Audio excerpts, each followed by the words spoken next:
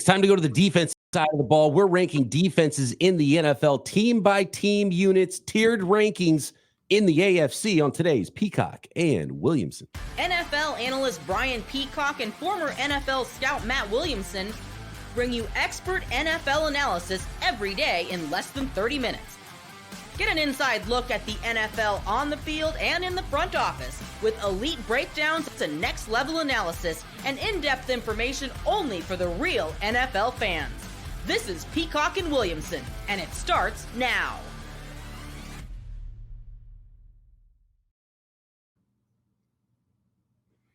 Welcome to the Peacock and Williamson NFL Show. Brian Peacock alongside Matt Williamson at BD Peacock at Williamson NFL. Thanks everybody for making us your first listen on the Locked On Podcast Network, your team every day. We love our everydayers, and we always appreciate it when you hit that subscribe button. And I'm looking at the numbers, and I know a lot of you everydayers even don't hit the subscribe. And if you are a new viewer or listener to the show, make sure you hit that subscribe button. Helps us out a lot. And you'll know when new episodes are posted on YouTube or wherever you listen to this podcast.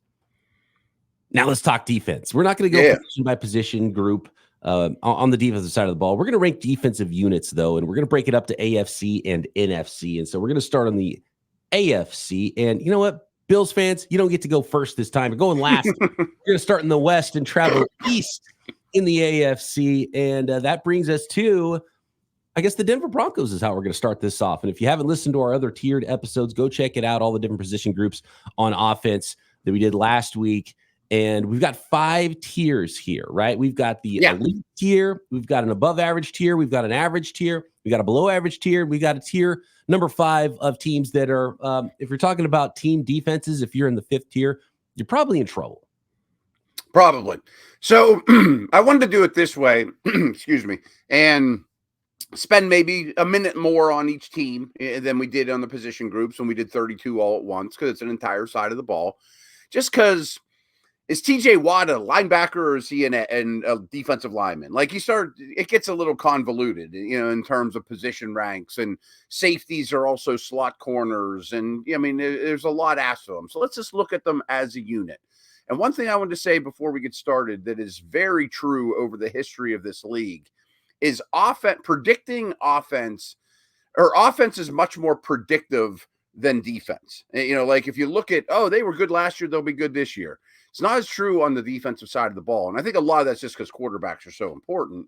But all the analytics folks will tell you counting on your defense to be great just because it was great last year is a little soft. It's don't count on as much as you think. And a lot of it because even on an individual statistical level, things like, big turnovers and sacks, those are huge game-changing plays. And those are somewhat fluky at times. And so, when you look at, it's better to look at pressures than sacks. It's better to look at passes defense than actual interceptions. And, you can kind of get a better idea of what's going on because one guy might have 8 interceptions one year and the next year he has 2 interceptions, right? And that's a big difference. And those 6 plays are game-changing plays. And it's the same with sacks. It's not quite as sticky with some of the big plays that happen. But that doesn't mean that someone who's a great player, if you are TJ Watt, to use the same player, he's going to be great. You just don't know which game he's going to have the 4 sacks. You don't know which game he's going to have 0 sacks. You don't know which games, the game plan is the game script is going to go a certain way where you're pinning your ears back and you're going, or maybe it's a tight game. Maybe teams need to throw more. So it's just less sticky statistically on the defensive side of the ball year to year. And one thing when we go through these rankings that I'm at least going to factor in is 2 teams that come to mind are the Ravens and 49ers. I mean, their defense got to play with a lot of leads late, and that's a different world. Like when people start talking about play calling, sometimes they'll just throw the 4th quarter out because you get somebody behind the 8 ball, you got a 10-point lead, and the stadium's going crazy, and here comes Nick Bosa off the edge, or the Ravens are blitzing like crazy that they wouldn't do in the first quarter. So I am going to factor that stuff in. As I mentioned, we're starting in the West this time, and we're going to go west to east on the defensive side of the ball. And that starts with the Denver Broncos now in the AFC West as we tier these AFC defenses. Matt, talk to me about this Broncos defense. A lot is made of, you bring in Sean Payton, and we talk so much about the offense and the quarterback and everything going on over there. The defense was a very strong part of this football team. Pat Surtain's the star of that unit on the back end, which makes you ask the question, okay, that's great. You got a great cover guy, but can you get after the quarterback and help everybody else out on defense? Yeah. I thought this was one of the worst units in the league last year and didn't do a ton to get better. I mean, obviously the focal point of the offense was let's build the line, let's get a quarterback comfortable. And I understand all that. The days of Von Miller and, DeMarcus Ware are long gone. Outside of Surtain, it's kind of hard to find star power. Even Simmons is not a Bronco or anywhere at the moment. Right. I do like some of their young defensive linemen, but it's still a bottom tier D line. I'm going to go tier 4 for them, but you could convince me they're a tier 5 defense too. I'm with you. And Yeah. they've even made changes at defensive coordinator a number of times. Mhm. Vance Joseph now the man there under head coach Sean Payton in Denver. And so, this is a team where we spend so much time talking about the offense. I really think that defense is slowly taking a step back under Sean Payton. Very Can the much scheme so. help it out? Can they get pressure up front? That defensive line where you look at and the defensive front, I should say, because again, off-ball linebackers. Are you an outside linebacker? Are you pass rusher? Talking edge players here. You got the Nick Bonitos of the world that are more stand-up types on this defense. Who's going to bring the pressure, right? And that is the real question I have here. Third-round rookie Jonah Ellis. Can he? He's another one of those undersized outside stand-up pass rushers. Mhm. DJ Jones, I like. I saw him a lot in San Francisco. Good player, more of a nose tackle type. Zach Allen, John Franklin. I'm a Zach Allen fan. You got professional players, but I just don't see I don't see difference making players on this defense. Yeah, and back just not to speak out of both sides of my mouth, but one thing I do think is pretty predictive is pass rush. I think teams that rush the passer well, you can usually count on that year to year. Whether it's through blitz or scheme or just having great dudes. I think you can kind of count on that. Right. The pressures are going to be there. You just don't know what number the sack total is going to be. Right. Mm-hmm. Right. Kansas City Chiefs up next here. It's a pretty good unit, and that unit did a number in the Super Bowl to help them win. And in fact, it was the defense that carried the offense, I think, on this Super Bowl champion Kansas City Chiefs team, and one of the best defensive coordinators overseeing all of it in Steve Spagnuolo. Yeah, scheme is off the charts. Big playability is super high. Chris Jones carries a ton of weight. I like Bolton a lot. I like McDuffie. I don't see a lot of discernible weaknesses with the defense overall. I'm not going to quite go tier 1, though. I mean, I think we have to be a little – I don't want 10 teams in tier 1 because I think they're one of 10 that maybe could make an argument for it. But I also think playing with a lead in Arrowhead when you're winning by 14 in the fourth quarter is a nice perk. No doubt. Yeah. And one of the things that Steve Spagnuolo is so good at is, scheming obviously against the opponent, but utilizing players in a unique way at times, and how he's used Trent McDuffie early in his career. By the way, no L'Jarius Sneed. So potentially this is a defense that could take a little bit of a step back. You lose L'Jarius Sneed. You don't really replace him 1-for-1 with a player, but they've been so good at developing those cornerbacks. So you feel good about, maybe one of these no-name guys that you don't know a lot about. You got Naz Johnson, and you got Shamari Connor, and you got Joshua Williams, the fourth rounder from a couple of years ago. Remember him coming out, the small school guy that I like a lot. So who steps up there and fills that hole? But Leo Chenal is such an interesting player. The way he's used, it's fascinating.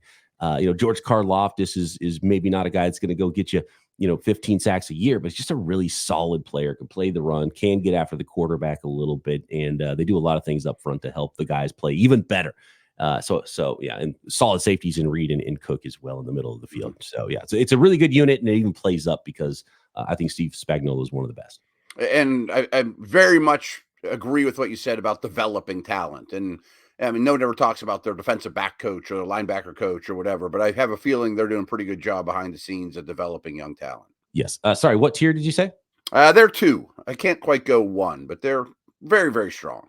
High tier 2 for the Kansas City Chiefs. Las Vegas Raiders. What tier does this defense belong in? They've got one of the top tier. In fact, if you listen to our mailbag episode, one of the top 5 defensive players in the NFL in Max Crosby.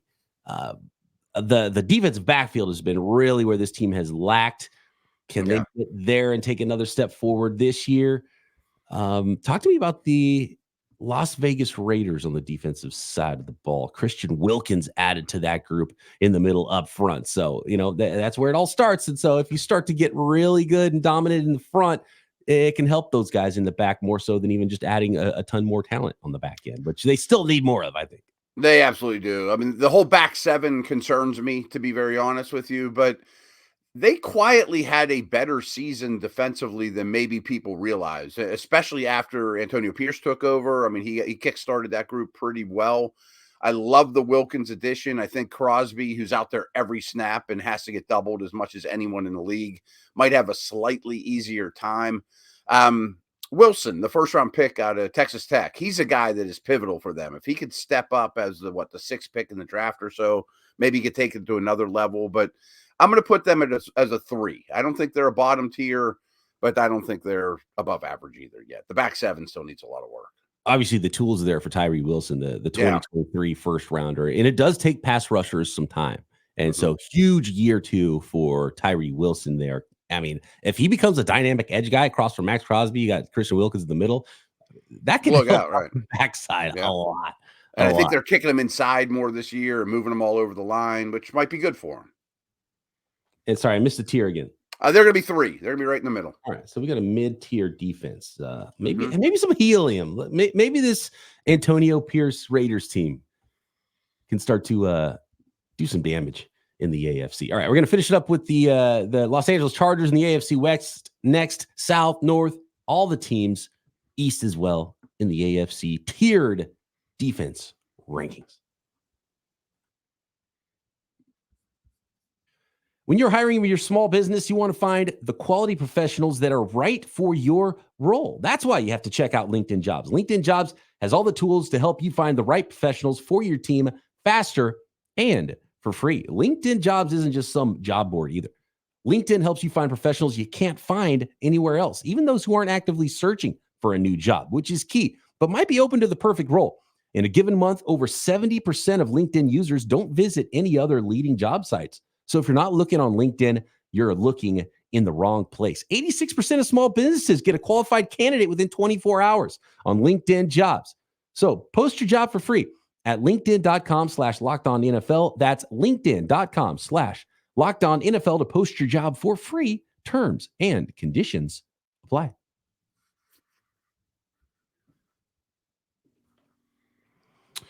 Our AFC tier defensive rankings, ranking them tiers 1 through 5. We've got no 1s. We've got no 5s yet. Let's go to the Los Angeles Chargers here to finish up the AFC West. Matt, what tier do you see this Los Angeles Chargers, the new Harbaugh-led, Jesse Minter defensive coordinating-led defense in Los Angeles? So despite having Bosa and Mack and Derwin James and Asante Samuel Jr. is a good young player, and I think Derwin might take that Kyle Hamilton role in this Ravens-style defense, I'm putting them in tier 5 for one simple reason. Their defensive tackles and line, like right up the middle, is maybe the worst in the league. So all those players I mentioned are good against the pass rushers, cover guys.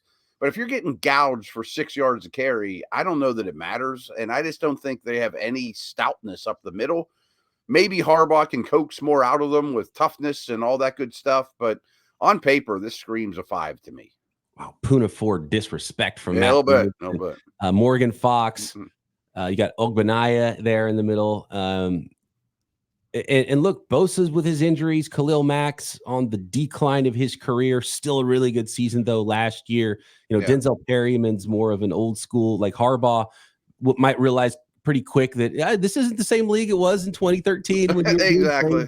And by the way, you don't have Willis and Bowman in the middle either on this defense. So no, that is a fair criticism, I think, of this defense. But man, I do like that defensive backfield. I just want to see Derwin James be a full healthy season of that guy that we know he is. Mm-hmm. And he's actually a comeback player candidate for me. I can see Harbaugh getting a lot out of Derwin James.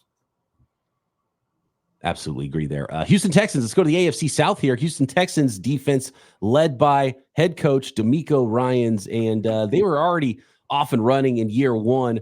Number 2 or number 3 overall pick in last year's draft, Will Anderson. Then they go and add Donnell Hunter on the other side, which has me excited about this unit. And some really young, good cover guys in the back end. This could be one of the league's best units. I mean, I'm buying all the stock I can in the Houston Texans. I don't see any way this team could fail, which you probably shouldn't say at this point.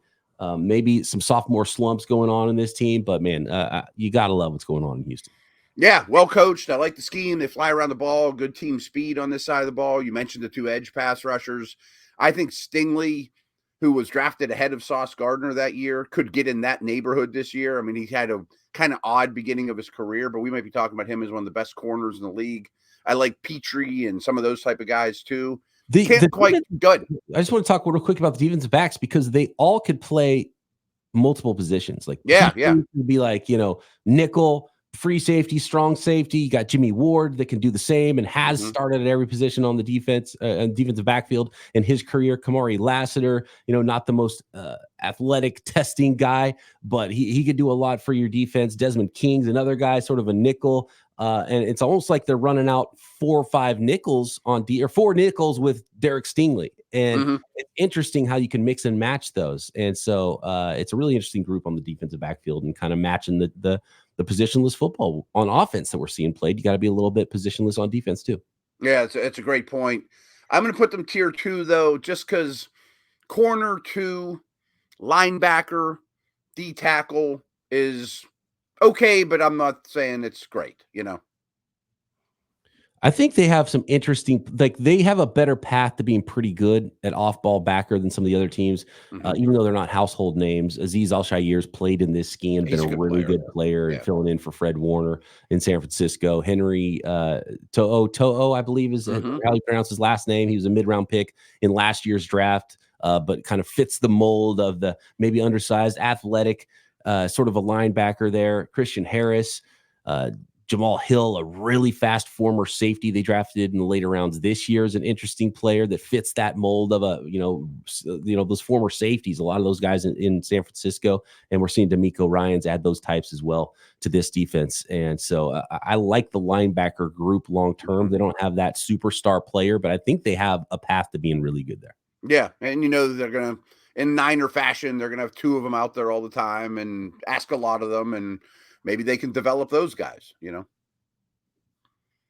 I keep forgetting what you say about that. Was a 2. That was a 2. Okay, so Houston also in tier 2 along with Kansas City now. We'll see if any tier 1s pop up here pretty soon. What do you think about this Indianapolis Colts defense?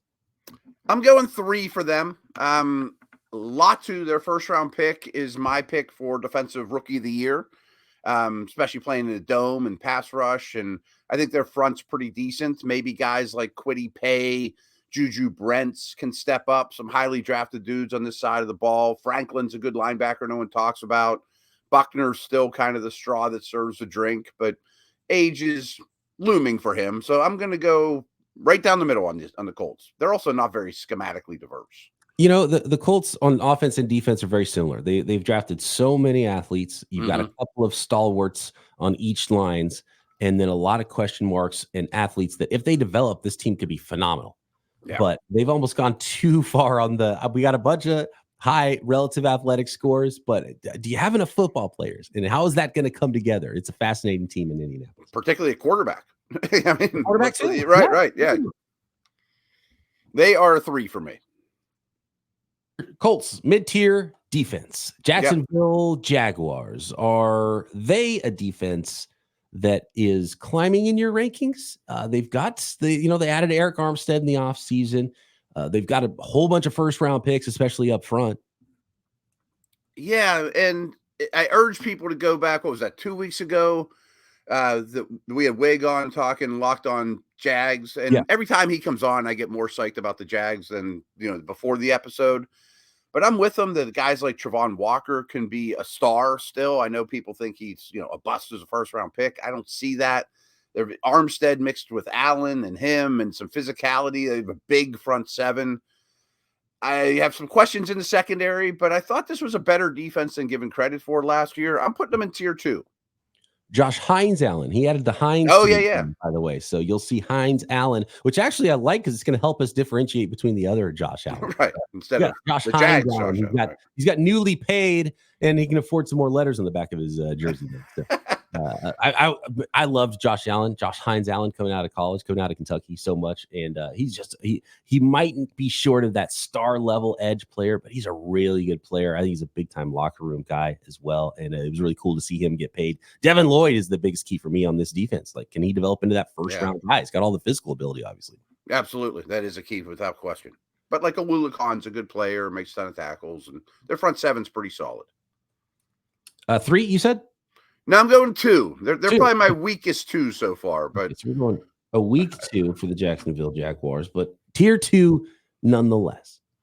Tennessee Titans to finish up the AFC South defenses. And by the way, we mentioned Justin Simmons earlier, and we were talking about the Denver Broncos. Apparently, there's some interest there with Justin Simmons, and I wonder how that would change your view of this defense if Justin Simmons was added. Jamal Adams already added, so they've been in the safety market, and I wonder if Simmons was asking too much, and so that's why they signed Adams last week. So we might be getting late news on that Simmons thing, but apparently Justin Simmons isn't dropping his, because he knows he's a good football player, and he's not, like, safeties aren't getting paid right now, and he doesn't want to take a discount. So we're getting pretty close to camp with Justin Simmons. As good of a player as he is, that could start for nearly any team in the NFL, still out there as a free agent.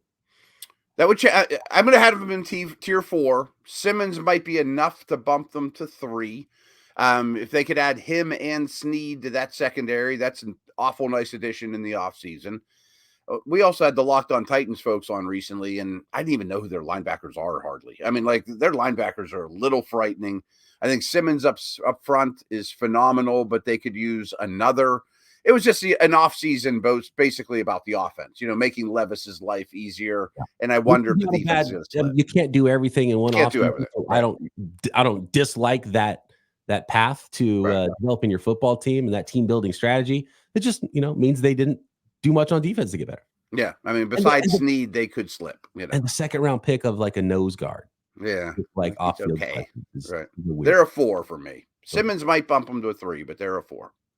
A lot of good defenses in the AFC North, starting with Baltimore Ravens, one of the better units last year. How good is this unit this year? Did they take a step back, losing a linebacker, but they added a first-round corner in Nate Wiggins? I'm putting them in 1. I do think they take a slight step back, though, but there's an argument that they were the best defense in the league last year. And Queen is a loss, no doubt. I mean, even like Clowney played really, really well. Their edge guys have to step up. They've invested a lot in Ajabo and Owe and those type of dudes. But they added a first-round corner to the mix. My biggest concern for them, to be honest with you, is not only did they lose their defensive coordinator, but 2 assistant coaches went on to be coordinators elsewhere in Tennessee and Miami. So are they going to be as schematically sound and as hard to play against with losing those 3 guys? I'm going to keep them in 1. The underrated part of the Baltimore Ravens defense is that interior defensive line too. Michael Pierce has been doing it for a long time. I love Travis Jones, young player, going into year 3 there. Matabuke really just exploded as well. So a strong group up there is the catalyst there. And Roquan's a stud right behind them too. All right, we got a tier 1 defense in the Baltimore Ravens. What about the Cincinnati Bengals? They're a tough one because they missed so many tackles. I put some stats on Twitter how bad their run defense when DJ Reader was on the field as opposed to when he wasn't. I mean, it was like 1.5 yards difference, and he's not going to be on the field this year. He will not be on the field at all. Exactly. That's worrisome to me. But I also think that they made a critical error in letting both their safeties go a year ago and put a lot of stress on that position. And they brought Von Bell back. They're never going to get Bates back, but they are back in solid safeties. I'm going to put them at 3, certainly potential to go higher. They've drafted a lot of defense lately. Can a Miles Murphy step up Yeah. And I think one of those safeties that they were banking on was the first round pick in Dax Hill. If I'm not mistaken, they're moving him back to corner. So exactly that didn't work out at safety for him. Exactly. They missed a ton of tackles last year too. You'd think that would be better. But obviously, this unit still led up front by Hendrickson and Sam Hubbard and, Logan Wilson, who we disrespected in our linebacker rankings, I think, at some point months ago. And Bengals fans got mad at us for that. Jermaine Pratt, a really good player as well. Yeah. It's a strong 3. I almost put them at 2, but they were pretty rough last year. Really rough last year. Yeah, the loss of Reader is big, man. It is. It is. Okay, next we're going to finish up the AFC North with the Cleveland Browns and Pittsburgh Steelers, another couple of really good defenses, and is the best defense in the NFL and AFC in the East in 2024. Next. Today's episode of Peacock and Williamson is brought to you by FanDuel, America's #1 sports book. I love sports. You love sports. We all love sports, and we never want them to stop. But as playoffs wind down, we get fewer games, and the sports stop sporting like we want them to. Kind of happened during the All-Star break, right? You can always go to FanDuel and keep that sporting going. All you have to do is open up the app and dream up bets anytime you're in the mood. Of course, Major League Baseball all summer long, but NFL bets as well. And of course, that's why we are all here. Tons of NFL props, over-unders on individual rushing, receiving, passing yards. Who's going to be the MVP? Who's going to win the next Super Bowl? And this summer, FanDuel is hooking up all customers with a booster of bonus daily. That's right. There's something for everyone every day, all summer long. So head on over to FanDuel.com, start making the most out of your summer. FanDuel, official sports betting partner of Major League Baseball. I was really impressed last year by the Cleveland Browns defense, Matt, and they've got talent on every level. They've got one of the best defensive players in the NFL. In Myles Garrett on the defensive line. They've got guys that can cover on the back end. They've got modern-day linebackers like Jeremiah Owusu-Koramoah, who's in line for a payday, if I'm not mistaken. Read recently he might get re-upped. Had a really nice year quietly last year. Dude can just fly around the football field. Love this group on all 3 levels. I do too. I think it's potentially the best defense in the league. All those reasons you said. Garrett's a superstar. JOK is too. I love their secondary. But here's a really concerning, interesting, maybe only fluky thing, that their home road splits on defense are unbelievably drastic. Like if you just looked at the Browns home games last year, they're the best defense in the league by 1,000. Like it's not even close. They're a distant #1. But on the road, and we saw this in the playoffs, they're below average. So obviously, the biggest thing that the head coach and that staff needs to deal with is Deshaun Watson. But if they can figure out why those stats and splits were so drastic, and I don't think it's just because they played in monsoons and weather in Cleveland all the time. They were a lot better at home. The team you know better than anybody is the Pittsburgh Steelers. They've been good on defense my entire life. And so this is not a team that you see with a below average defense very often. And I got to believe in 2024, it's going to be no different. Yeah, I think this is yet another tier 1 AFC North defense. The middle of the field has been the weakness, and they go out and get Queen. They draft Peyton Wilson.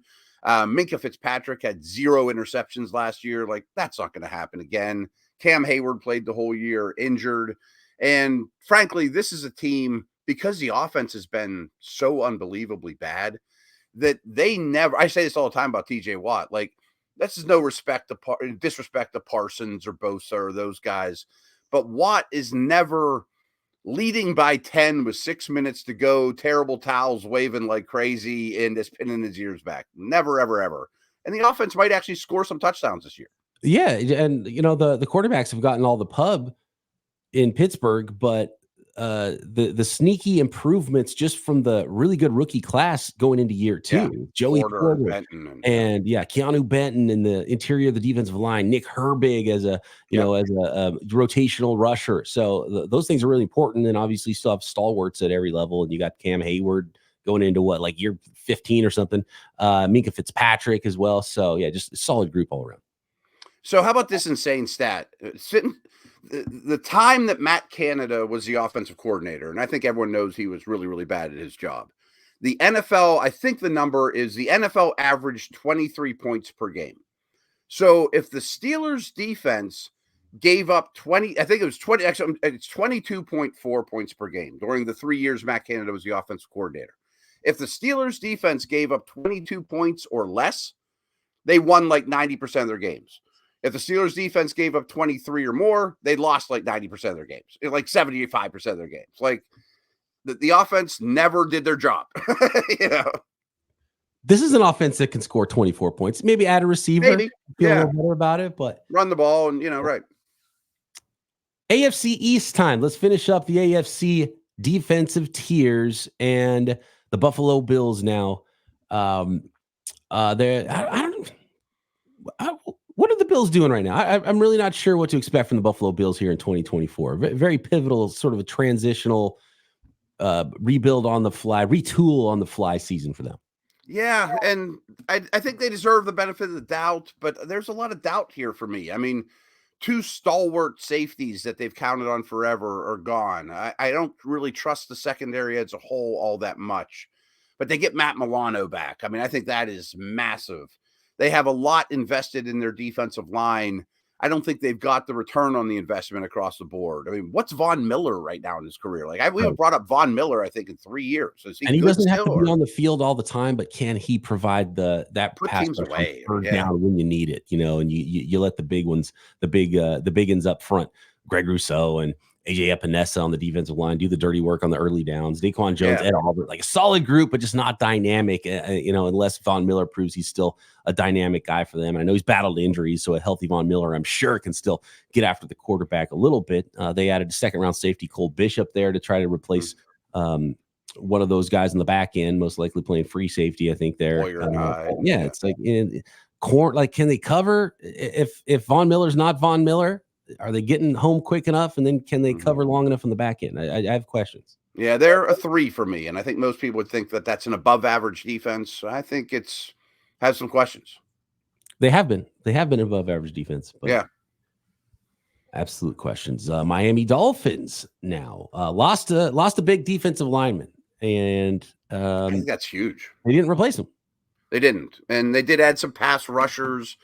I like Holland. Jalen Ramsey, defensive coordinator change. I think this is a 3, though, and they certainly benefit from a lot of games late where they have leads, especially early in the season. They do have a good pass rush, but can Phillips stay healthy? I think D tackle's a little worrisome right now, so they're going to be middle of the road for me.